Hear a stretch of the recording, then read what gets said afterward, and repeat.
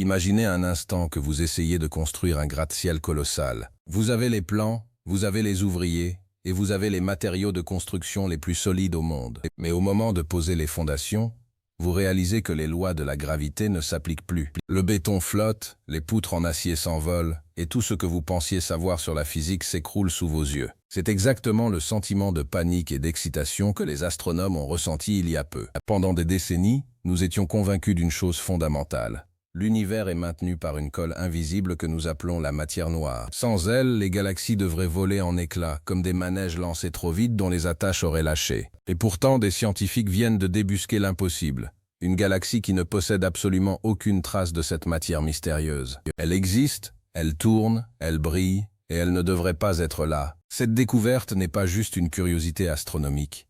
C'est un tremblement de terre qui remet en question toute notre compréhension du cosmos. Si cette galaxie peut exister sans colle, est-ce que cela signifie que notre théorie sur la matière noire est fausse depuis le début? Préparez-vous, car nous allons plonger dans l'un des plus grands mystères de notre époque, un voyage qui va nous faire douter de la réalité même du vide spatial. Pour bien saisir pourquoi cette nouvelle est une bombe, il faut d'abord comprendre ce qu'est censé être la matière noire. Imaginez l'univers comme une énorme soupe. Tout ce que vous voyez, les planètes, les étoiles, les nébuleuses, les trous noirs, et même vous et moi, ne constituent que les épices en surface. Tout le reste, environ 85% de la masse totale de l'univers, est composé de cette fameuse matière noire. Le problème, c'est qu'elle est totalement invisible. Elle n'émet pas de lumière, n'en reflète pas, et n'en absorbe pas. Elle ne discute avec le reste de l'univers que par la force de gravité. C'est elle qui crée les squelettes invisibles sur lesquels les galaxies viennent se construire. Sans cette structure, la matière ordinaire se disperserait simplement dans le vide infini. C'est notre cadre, notre squelette cosmique. Alors, quand on trouve une galaxie sans squelette, c'est comme trouver un corps humain qui marcherait et parlerait tout en étant uniquement composé de muscles et de peau flottant dans l'air. C'est théoriquement impossible. Et pourtant, c'est là. La galaxie en question porte le nom poétique de NGC 1052 DF2. À première vue, elle ne paye pas de mine. C'est une galaxie ultra diffuse, ce qui signifie qu'elle est presque aussi grande que notre Voie lactée, mais qu'elle contient environ 200 fois moins d'étoiles. Elle ressemble à un fantôme céleste, une tache floue et transparente perdue dans le lointain. Mais quand les chercheurs ont commencé à mesurer la vitesse à laquelle les amas de ces étoiles se déplaçaient, ils ont cru que leurs instruments étaient cassés. Normalement, plus on s'éloigne du centre d'une galaxie, plus les objets devraient ralentir. Mais grâce à la matière noire, dans toutes les autres galaxies observées jusqu'ici, les étoiles lointaines tournent aussi vite que celles du centre. Elles sont portées par cette force invisible. Dans le cas de notre galaxie fantôme, les étoiles se déplacent exactement comme si seule la matière visible existait. Il n'y a aucun renfort, aucune force cachée. Elle est à nu. Cette découverte a d'abord été accueillie avec un scepticisme total. Dans la communauté scientifique, affirmer avoir trouvé une galaxie sans matière noire équivaut à dire qu'on a trouvé un avion qui vole sans ailes. Les critiques ont immédiatement fusé. Certains disaient que les mesures de distance étaient fausses, d'autres que les calculs de vitesse étaient erronés, mais les équipes de recherche ont persévéré, utilisant le télescope spatial Hubble pour confirmer leurs données. Et les résultats ne font que renforcer le mystère. Non seulement DF2 manque de matière noire, mais une deuxième galaxie similaire, DF4, a été découverte peu après dans le même secteur. Ce n'est donc pas une erreur de mesure, c'est une nouvelle classe d'objets célestes. Mais alors, comment une telle chose peut-elle se former? L'une des théories les plus fascinantes suggère que ces galaxies pourraient être les victimes d'une forme de folle cosmique. Imaginez deux galaxies géantes qui entrent en collision à une vitesse incroyable. Dans le chaos de l'impact, le gaz et les étoiles peuvent être expulsés, créant de petites galaxies orphelines. Mais la matière noire, elle, se comporte différemment.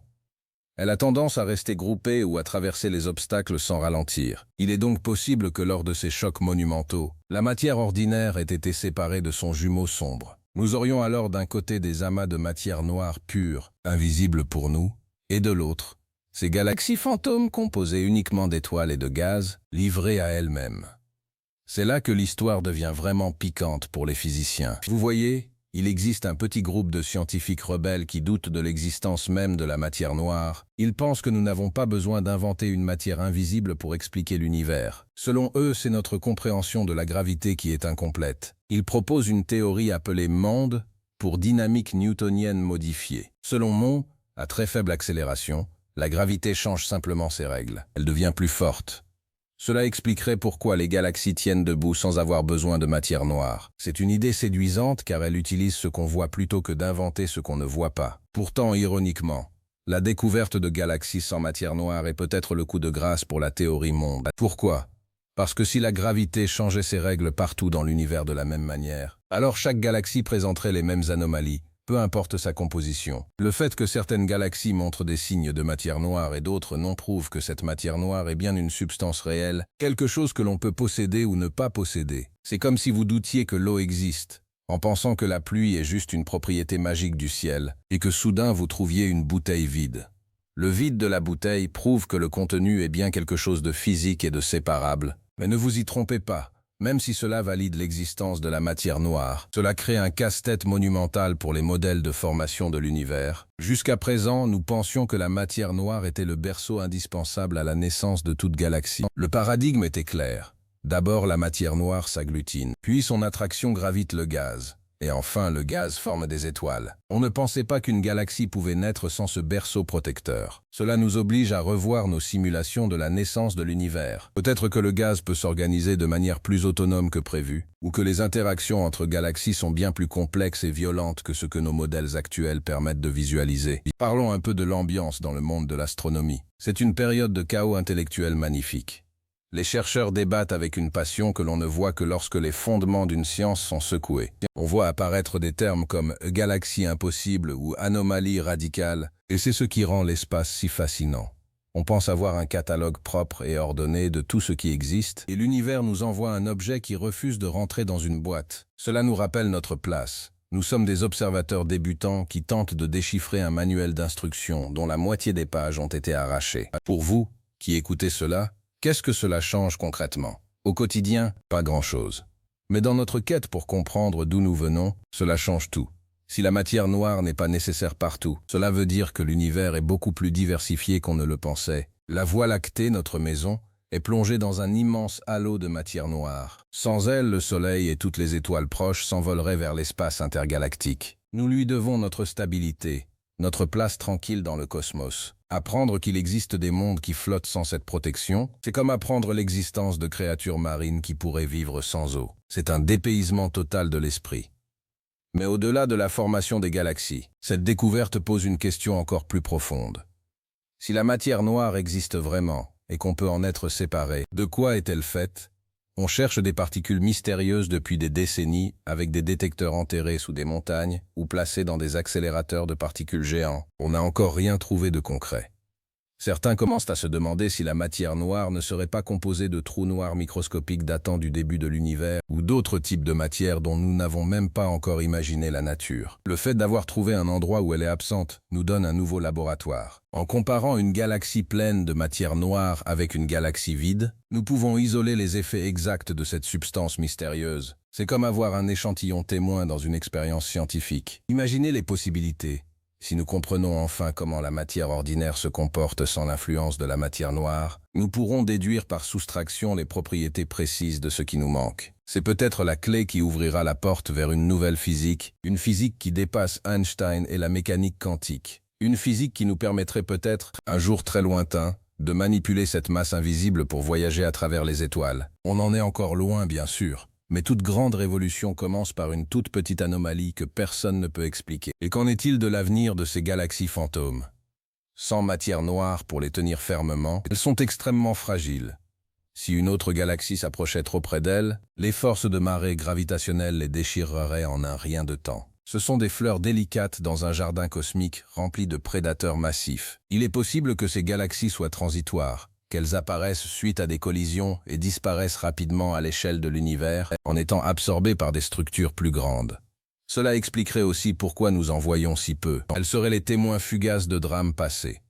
Certains chercheurs proposent également que ces galaxies ne soient pas nées de collisions, mais qu'elles soient le résultat d'une expulsion de gaz extrêmement précoce. Imaginez une galaxie en formation, très active, où des milliers de supernovas exploseraient en même temps. Cette pression incroyable pourrait souffler tout le gaz environnant, mais si le processus est assez violent et particulier, cela pourrait laisser derrière lui un résidu d'étoiles étrangement agencées, presque sans lien avec son halo de matière noire originelle. C'est une hypothèse audacieuse qui nécessite encore beaucoup de preuves. Chaque donnée que nous recevons de DF2 et DF4 est comme une pièce d'un puzzle qui ne semble appartenir à aucun ensemble connu. Les astronomes utilisent maintenant les instruments les plus puissants, comme le Very Large Telescope au Chili ou les données du satellite Gaia, pour vérifier s'il existe des courants d'étoiles minuscules autour de ces galaxies qui pourraient trahir leur passé. Si on trouvait des ponts de matière les reliant à d'autres structures, on pourrait retracer leur histoire et comprendre enfin comment elles ont perdu leur colle. Il est aussi possible que l'univers nous cache encore d'autres types de galaxies. Des galaxies faites uniquement de gaz froid sans étoiles,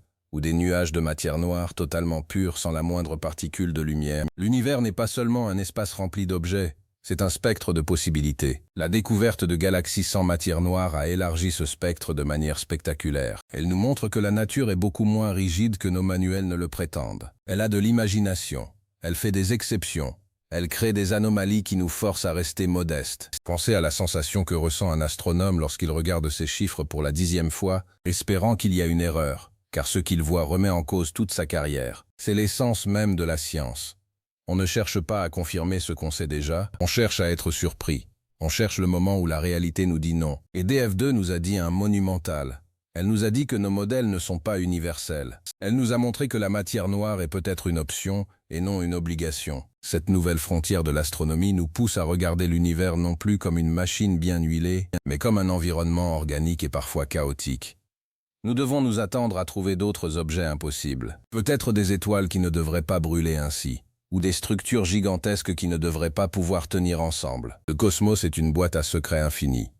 Et à chaque fois que nous pensons avoir compris le mécanisme de la serrure, l'univers nous montre qu'il n'y a pas de serrure du tout, ou qu'il y en a 10 nouvelles. Le débat entre les partisans de la matière noire et ceux de la gravité modifiée ne s'arrêtera pas de sitôt. Même si ces galaxies sans matière noire semblent donner l'avantage aux premiers, les partisans de monde travaillent déjà sur de nouveaux modèles pour expliquer comment leur théorie pourrait intégrer ces exceptions. C'est cette compétition d'idées qui fait avancer l'humanité. Sans ces désaccords, nous serions encore en train de penser que la Terre est le centre du monde et que les étoiles sont des lampes accrochées à un dôme. En attendant, DF2 et ses compagnes continuent de flotter tranquillement à 65 millions d'années-lumière de nous. Elles sont là, transparentes, légères, défiant nos lois et nos certitudes. Elles sont le rappel que dans l'immensité de l'espace, il y a toujours de la place pour l'inattendu. Si un jour nous parvenons à résoudre cette énigme, nous aurons franchi une étape cruciale vers la compréhension de l'origine de tout ce qui nous entoure. Nous saurons enfin si notre univers est une toile tissée par une force invisible ou s'il s'agit d'un assemblage beaucoup plus subtil et fragile. Ce qui est sûr, c'est que nous ne regarderons plus jamais le ciel de la même manière. Avant, le noir entre les étoiles était rempli, dans notre imagination, par cette masse lourde et invisible de matière noire. Maintenant, nous savons que ce noir peut être vraiment vide, que dans certains coins de l'univers, la matière ordinaire se retrouve seule, sans béquille, dans une forme de liberté cosmique effrayante et magnifique à la fois. C'est une nouvelle poésie de l'espace qui s'écrit sous nos yeux. Les scientifiques préparent déjà la suite. Avec le lancement de nouveaux télescopes spatiaux et l'amélioration des techniques de mesure de la vitesse radiale, nous allons bientôt scanner des milliers de galaxies ultra-diffuses. On cherche à savoir si DF2 est une erreur de la nature, une exception rarissime, ou s'il existe toute une population de ces galaxies fantômes que nous avions simplement ignorées jusqu'ici. Si on en trouve des centaines, alors nous saurons que le processus de séparation de la matière noire et de la matière ordinaire est un phénomène courant dans la vie du cosmos. Cela pourrait aussi expliquer certains mystères sur la formation des premiers trous noirs supermassifs. Si la matière peut se concentrer ainsi sans l'aide de la matière noire, peut-être que les premiers objets massifs de l'univers sont nés de manière beaucoup plus explosive et rapide que ce que nous pensions. On revient à l'idée que tout est lié. Un petit point flou dans un télescope peut changer notre vue sur le Big Bang lui-même. C'est l'effet papillon appliqué à l'astrophysique. Alors, la prochaine fois que vous entendrez quelqu'un parler de la matière noire comme d'une certitude absolue, souvenez-vous de ces galaxies qui n'en ont pas. Souvenez-vous que la science est une histoire toujours en mouvement, une quête où chaque réponse amène une nouvelle énigme. L'univers ne nous appartient pas par la connaissance, il nous appartient par la curiosité que nous lui portons. Chaque galaxie sans matière noire est une invitation à réfléchir davantage, à chercher plus loin, et à ne jamais se satisfaire des explications trop simples. Imaginez les paysages à l'intérieur de ces galaxies. Si vous étiez sur une planète orbitant autour d'une étoile dans DF2, votre ciel nocturne serait peut-être plus sombre, moins peuplé d'étoiles proches que le nôtre. Mais vous auriez une vue incroyable sur les structures extérieures, car le manque de poussière et de matière noire rendrait l'ensemble plus transparent. Vous seriez dans une oasis de lumière fragile, au milieu d'un océan de néant. C'est une perspective qui donne le vertige. une solitude galactique absolue. Mais cette solitude est aussi une force. Ces galaxies nous enseignent la résilience. Elles tiennent bon malgré tout. Elles sont la preuve que la lumière peut exister par elle-même, même sans le soutien de l'obscurité invisible. C'est une métaphore assez puissante, même pour des objets inanimés à des millions d'années-lumière. La physique, au fond, n'est que le récit des interactions fondamentales de la réalité, et parfois cette réalité choisit de se simplifier pour nous montrer son vrai visage. Nous sommes à l'aube d'une nouvelle ère, une ère où nous ne nous contenterons plus de dire que la matière noire est là parce qu'il faut boucher un trou dans nos équations. Nous allons l'étudier par ses manques, par ses absences.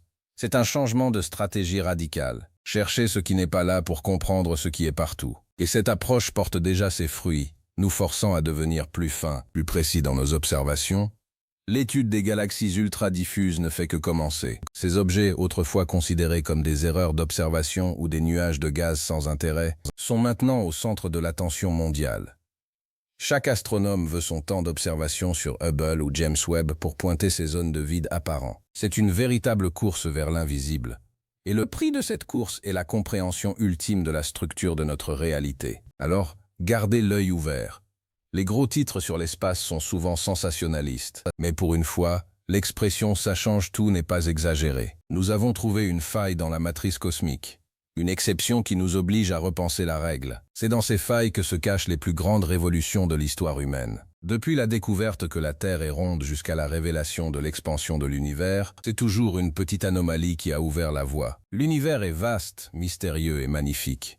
Il est aussi plein de contradictions apparentes qui ne demandent qu'à être résolues par notre intelligence et notre persévérance. La découverte de cette galaxie sans matière noire est un rappel que nous n'en sommes qu'au début de notre voyage. Nous sommes comme des enfants sur le bord d'un océan immense, ramassant des coquillages. De temps en temps, nous en trouvons un qui ne ressemble à rien de ce que nous avons vu auparavant. Et c'est ce qui nous pousse à vouloir construire un bateau pour aller voir ce qu'il y a plus loin, au-delà de l'horizon. Restez fascinés par ces questions. Ne laissez jamais l'habitude vous faire oublier à quel point il est extraordinaire que nous puissions, du fond de notre petite planète, comprendre ce qui se passe dans une galaxie à 65 millions d'années-lumière. C'est peut-être cela, la plus grande merveille de l'univers. Non pas la matière noire ou les galaxies fantômes, mais notre capacité à les chercher, à les trouver et à être émerveillés par leur mystère. Nous continuerons de suivre cette histoire de très près. Chaque nouvelle mesure, chaque nouvelle photo de DF2 ou DF4 est un pas de plus vers la vérité. Et quelle que soit cette vérité, qu'elle confirme nos théories ou qu'elle les balaie définitivement pour laisser place à quelque chose de nouveau, elle sera passionnante. Car dans le grand livre de l'univers, les chapitres les plus intéressants sont ceux que nous n'avons pas encore écrits. L'astronomie est un dialogue constant entre nous et le cosmos. Parfois nous posons des questions, parfois l'univers nous donne des réponses qui ressemblent à de nouvelles questions. Le dossier des galaxies sans matière noire est l'une de ces réponses complexes. C'est un défi lancé à notre esprit, une invitation à voir plus grand, plus loin. Et c'est en relevant ces défis que nous grandissons en tant qu'espèce curieuse et exploratrice. Nous ne reculerons pas devant l'énigme, nous plongerons dedans avec toute notre passion et nos technologies. L'aventure est là, juste au-dessus de nos têtes, cachée dans la lumière tamisée des galaxies fantômes.